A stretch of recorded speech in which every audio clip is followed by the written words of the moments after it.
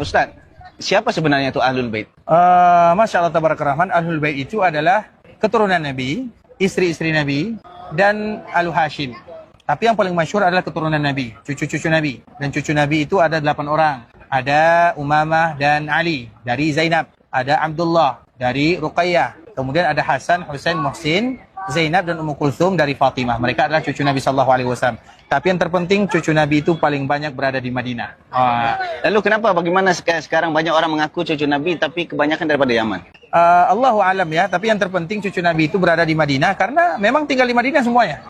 Jadi di Madinah itu sangat banyak sekali cucu Nabi SAW. Di kampus Madinah, di Masjid Nabawi bahkan ada 7 keluarga, 7 kabilah itu semua cucu Nabi di sini. Tapi sedangkan yang ada di luar Allah Ta'ala alam. Tapi yang terpenting yang paling banyak di Madinah.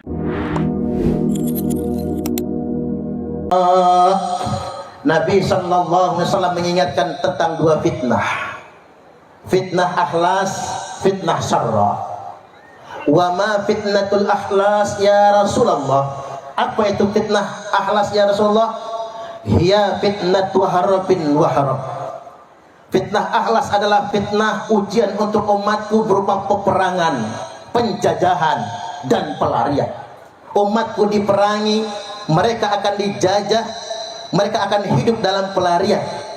Ketika mereka berlari, mereka akan menjadi buronan. Ketika mereka ditangkap, mereka akan dijadikan tawanan dan akan diperbudak.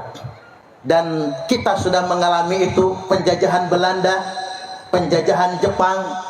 Setelah kita semua merdeka, baru saja merdeka, negara-negara sudah merdeka, PBB sudah ada, tapi tetap ada satu negara yang terjajah. Mereka terusir, mereka dijadikan tawanan, mereka dianiaya, yakni Palestina.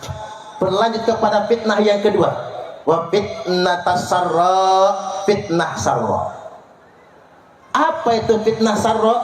Nabi mengatakan, wa fitnatu sarra dakhulha min tahti qadama rajulin min ahli baiti.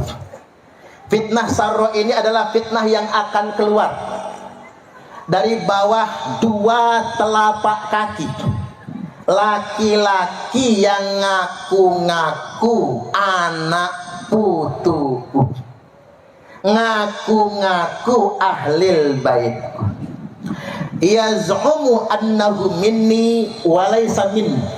Dia ngaku-ngaku anak keturunanku, dalam darah aneh nih mengalir darah Rasulullah. Aneh cucu Nabi yang ke-28, aneh cucu Nabi Muhammad yang ke-37, aneh cucu Nabi Muhammad yang ke-38. Yaz'umu annahu minni, ia ngaku-ngaku keturunanku, ngaku-ngaku ahlil baitku, walaysa minni, padahal dia bukan keturunan. Jadi ciri akhir zaman, Imam Mahdi sudah akan muncul, akan banyak orang yang ngaku-ngaku anak cucu Nabi. Dilalah Bapak Ibu, yang ngaku-ngaku anak putu Nabi itu justru banyaknya di Indonesia Raya tercinta. Dilalahnya, ternyata Nabi sudah sampaikan, berikan sinyalemen, nanti bakal ada yang ngaku-ngaku anak putu nih Kanjeng Nabi. Ya, saya juga anak cucu Nabi Pak, Nabi Adam. Kita juga sama. Maksudnya mengaku-ngaku anak cucu Nabiullah Muhammad Sallallahu Alaihi Wasallam. Ini tanda Imam Mahdi akan muncul. Nabi bersabda, Al-Mahdiyu minna. Imam Mahdi itu keturunan kami, kata Rasulullah. Min waladi Fatimah, keturunannya Fatimah. Ismuhu ismi, wa ismu abihi isma abi. Namanya namaku, nama bapaknya nama bapakku. Berarti Imam Mahdi itu keturunan Kanjeng Nabi, namanya Muhammad bin Abdullah. Lahirnya di mana? Ternyata di Madinah, bukan di Sendang Agung. Jadi kalau lahirnya di Sendang, apa meneh namanya Suparman, nggak masuk hitungan. Kudu Muhammad namanya bin Abdullah. Namun sebelum Imam Mahdi muncul, akan ada yang ngaku-ngaku anak putune Kanjeng Nabi. Lah dilala. Yang ngaku-ngaku anak putune Kanjeng Nabi di Indonesia ini, satu, menurut catatan kitab nasab, mereka sama sekali tidak terbukti anak cucu Nabi. Putus 5 abad. Yang kedua, Bapak Ibu, berdasarkan kitab tarikh, sama sekali tidak ada reportase sejarah. Saya ulangi, sama sekali tidak ada reportase sejarah dalam kitab sejarah manapun yang mencatatkan mereka. Dan yang ketiga, berdasarkan ilmu saintik tes DNA, ternyata DNA asal usulnya Yahudi Askenazi. Asal usul. Kalau sekarang ya sama dengan kita, Muslim juga, Pak. Hanya saja yang nggak boleh ngaku-ngaku anak putu ini Kanjeng Nabi.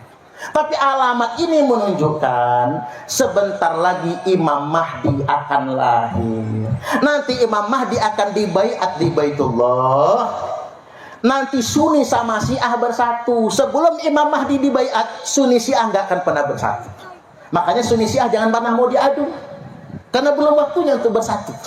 Nanti setelah Imam Mahdi dibaiat, Imam Mahdi kemudian memimpin pasukan umat Islam. Nah, pasukan umat Islam nantinya akan pakai bendera hitam. Halo. Itulah mengapa winginane Banser bakar bendera hitam. Karena bendera hitam yang dikibarkan oleh HTI dan kelompok 212 itu bendera hitam palsu. Ini lanjut nggak ngajinya deh, Pak? Tanggung ke, biar nggak setengah-setengah. Dari Imam Ali karramallahu wajhah, beliau berkata, idza ra'aitumur rayati sud, apabila kalian sudah melihat bendera hitam dikibarkan. Ini bendera hitam, bukan bendera tauhid, jangan salah nyebut. Nggak ada bendera tauhid itu. Apabila bendera hitam sudah dikibarkan, falzamul ardo wala tuhariku aidiakum wala arjulakum. Tetaplah di kampung-kampung kalian, tetaplah di bumi kalian, negeri kalian, rumah-rumah kalian. Jangan gerakkan tangan kalian, jangan gerakkan kaki kalian, jangan ikut-ikutan demo 212. Itu maksudnya. Jangan ikut-ikutan mereka, karena itu kelompok bendera hitam palsu. Jadi kelompok itu la yafuna bi ahdin. Saya ulangi, la yafuna bi ahdin wala mitsaq. Mereka melanggar kesepakatan, melanggar perjanjian, melanggar kehidupan berbangsa dan bernegara, di mana hati mereka keras sekali. Qulubuhum kazuburil hadid. Hati mereka keras bagaikan baja, nggak bisa diingatkan. Dan kelompok itu akan dipimpin oleh orang yang ngaku-ngaku anak putune Kanjeng Nabi. Hati-hati.